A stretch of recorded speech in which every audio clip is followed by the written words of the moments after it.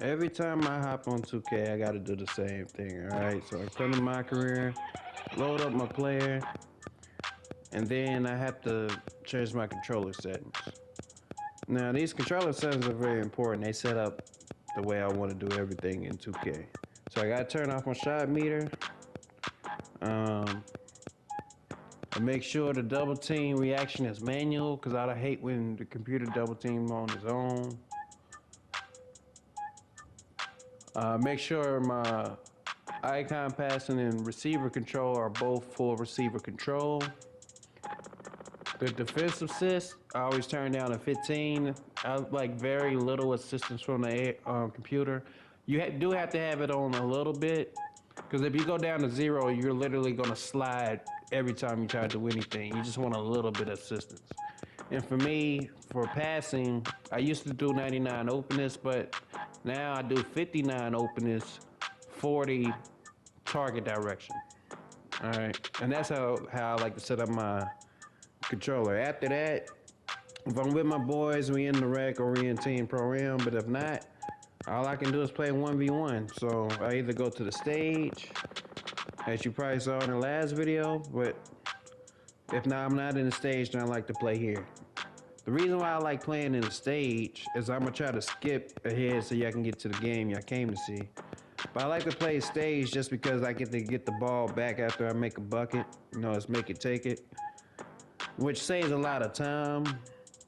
Plus, you are constantly gonna have the next game, the next game, the next game. But the thing I like about playing here is I feel like it's more competitive, and I have to learn how to play defense even better. All right.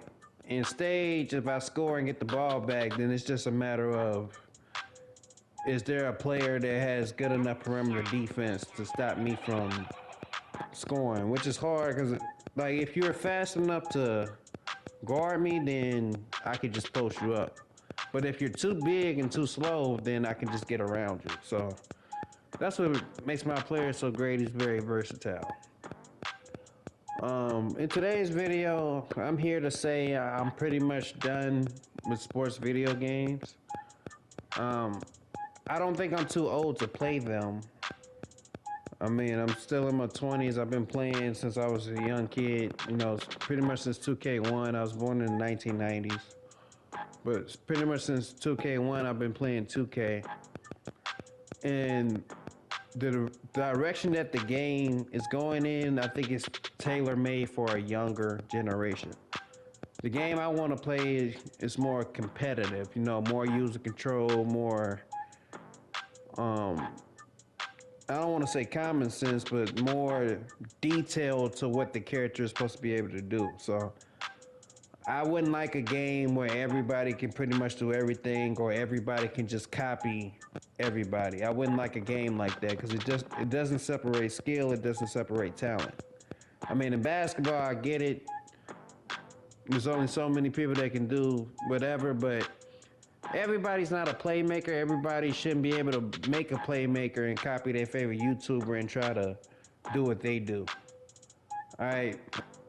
Everybody having a 99 ball control should not be able to do the same moves just because they watch the next person do it. No, you should have to make your player develop your style and play off of that. I mean, even putting a team together, I'm like the only person I know who has consistently taken a 6'9" small forward and used them at point guard. I'm the only guy I know that does that. And I like the game better when, you know, skills separated everybody because, I mean, it was very interesting playing 5v5 to find out who the star player was. It wasn't necessarily always the point guard. You know, some teams had very good centers that dominated on the boards. Some teams had very good guards that could shoot off the dribble. It wasn't necessarily always the point guard. It would be the shooting guard. Point guard come down, set it up, give it to the two guard, let the two guard do his thing. Sometimes it was just a very skilled stretch.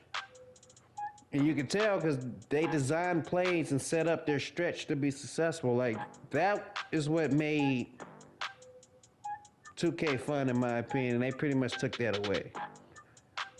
Now, in today's game, like, after people make their builds, like, I don't complain about what anybody makes, but when it comes down to the game and actually being good at the game, how are you supposed to stop some of these things if they don't allow you to defend them? As you can see in today's video, I'm going against the bunny rabbit, Magical. This is Magical versus Lethal. And thankfully in this game I got ball first, thankfully. But y'all guys are gonna see what I'm talking about. This is not nothing new. If you've been checking in, watching any 2K videos, you have known this has been a thing for a minute. This is what everybody's doing. And this is what I mean by it's more tailored for a younger audience. So right here, I try to score, he ain't having none of that.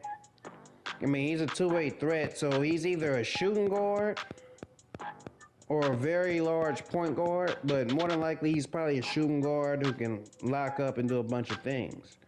With this first move, did you not just see the fade that this man just made? How are you supposed to defend that? How? It's like literally impossible.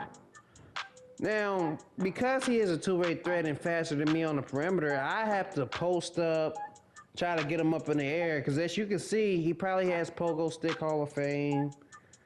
He wearing his bunny suit, jumping well. Because he hit a fader, I had to react to him running to the corner.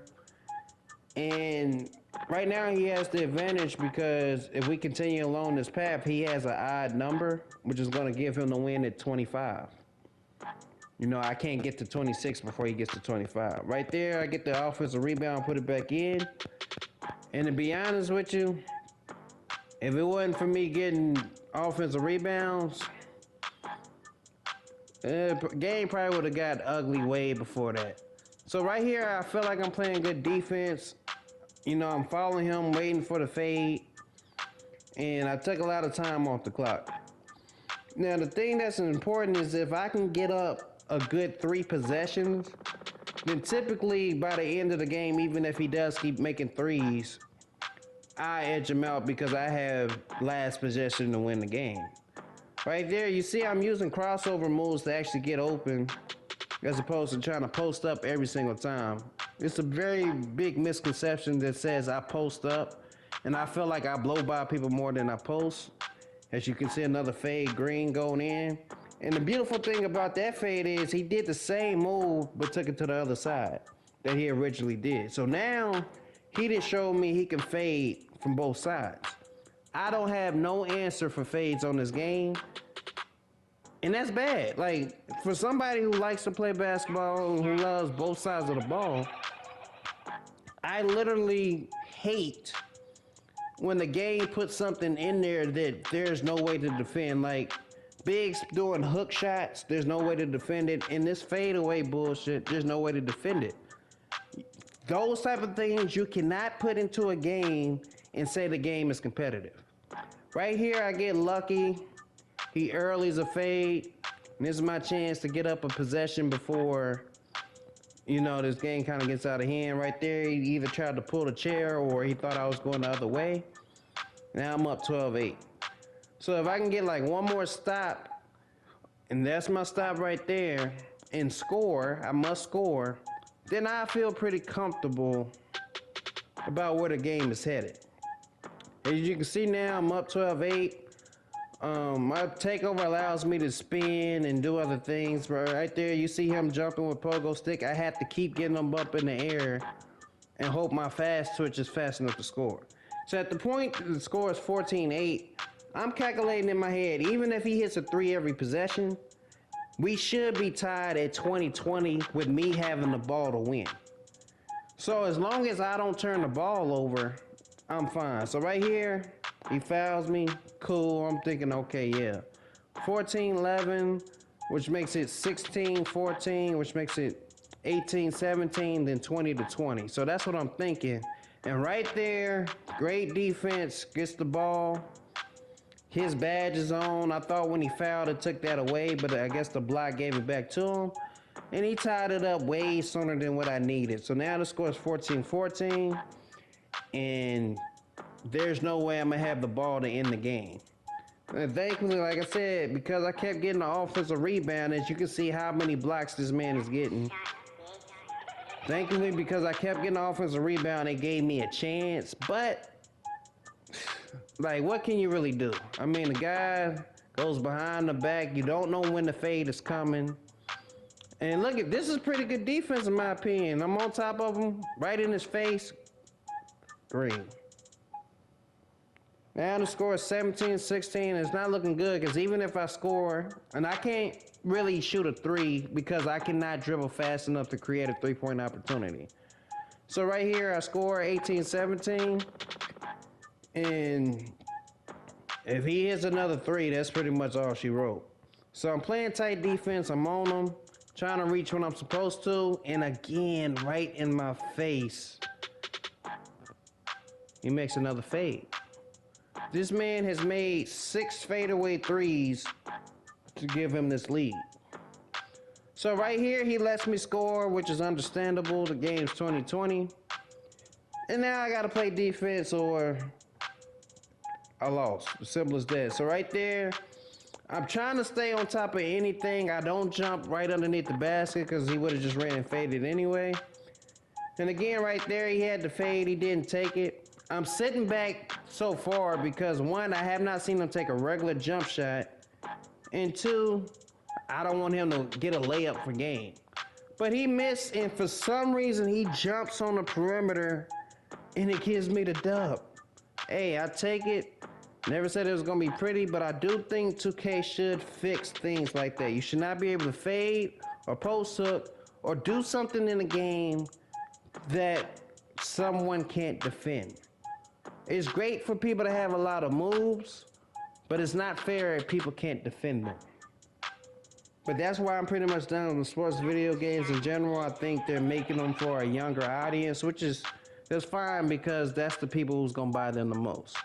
Now the best part of this video is coming up.